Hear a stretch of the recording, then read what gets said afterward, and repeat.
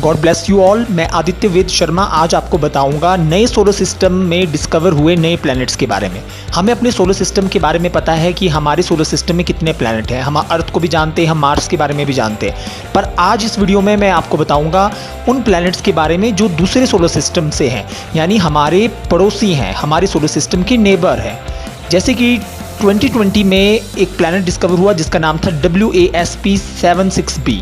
ये जो प्लैनेट है ये पूरा हॉट लिक्विड आयरन से बना हुआ है और इसमें जो दिन में टेम्परेचर होता है वो होता है 2400 डिग्री सेल्सियस और इसका नाइट में टेम्परेचर होता है 1000 डिग्री सेल्सियस। और एक और प्लैनेट जो है अभी इसी साल डिस्कवर हुआ 2020 में, केपलर 1649c। ये बिल्कुल अर्थ साइज का प्लैनेट है। और एक और प्लैनेट डिस्कवर हुआ जिसका नाम था TOI 700d। ये जनवरी को डिस्कवर हुआ था और ये भी बिल्कुल अर्थ साइज प्लैनेट है। और 2019 में डिस्कवर हुआ GJ357d। ये सुपर अर्थ इस प्लैनेट को बोलते हैं। और उसके बाद एक और प्लैनेट डिस्कवर हुआ जिसका नाम था LTT1445ab। ये रॉकी प्लैनेट है जो कि 5 ही दिन लेता है अपने स्टार के चक्कर लगाने के लिए, मतलब अपने सोलर सिस्टम में जो वहाँ का सन है, मतलब वहाँ का जो स्टार है उसके राउंड ये 5 डेज में लगाता है। और इसका जो टेम्परेचर है वो है 320 डिग्री फ़ारेनहाइट। और एक और प्लैनेट डिस्कवर हुआ जिसका नाम था K2155d। ये लिक्विड वाटर प्लैनेट है, इसमें बहुत ज़्यादा लिक्विड वाटर होने की मतलब प्रोबेबिलिटी है। अभी इस पर रिसर्च चल रहा है पर लिक्विड वाटर देखा गया है। WASP-104b ये एक नया प्लैनेट है जो जिसे हॉट जुपिटर बोलते हैं, बिल्कुल जुपिटर के साइज़ का है, पर ये डार्केस्ट प्लैनेट है अभी तक का जो दूसरे किसी सोलर सिस्टम में मिला हो। और एक और प्लैनेट डिस्कवर हुआ 2019 में जिसका नाम है WASP-107b।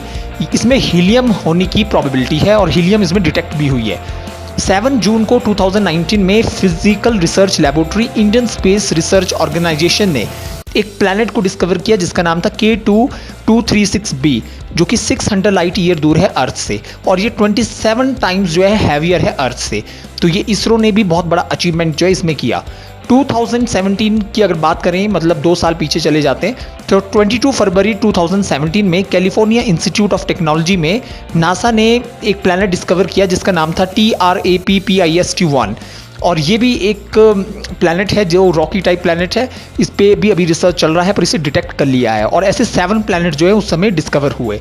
2016 में भी हमें कई प्लैनेट देखने को मिले, जैसे अगस्त 24 2016 में हमें एक प्लैनेट देखने को मिला जिसका जो कलर था वो था रेड डॉट कलर का, मतलब पेल रेड कलर का, मतलब ये प्लैनेट था। और इसका जो है मतलब इसके बारे में भी पता चल रहा है कि इसके अंदर क्या है। और 2015 में हमें 3 नए प्लैनेट मिले। एक मिला हमें Kepler 438b, Kepler 442b, Kepler 440b, जो कि तीनों ही सुपर अर्थ हैं।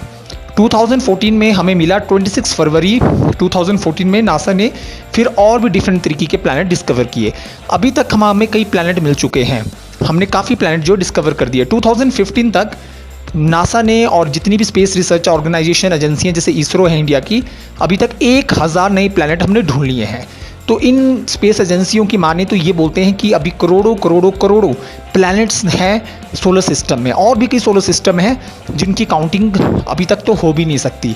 तो ये मतलब 10⁸ अगर लगा दें तो इतने प्लैनेट हमारे सराउंडिंग में होने की पॉसिबिलिटीज़ है।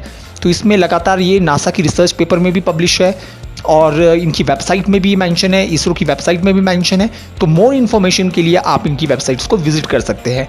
और इन हर एक प्लैनेट के बारे में एक अलग वीडियो मैं डालूंगा, तो अगर आप देखना चाहते हैं इन वीडियोज़ को तो आप चैनल को सब्सक्राइब कर लीजिए। Thank you very much, God bless you.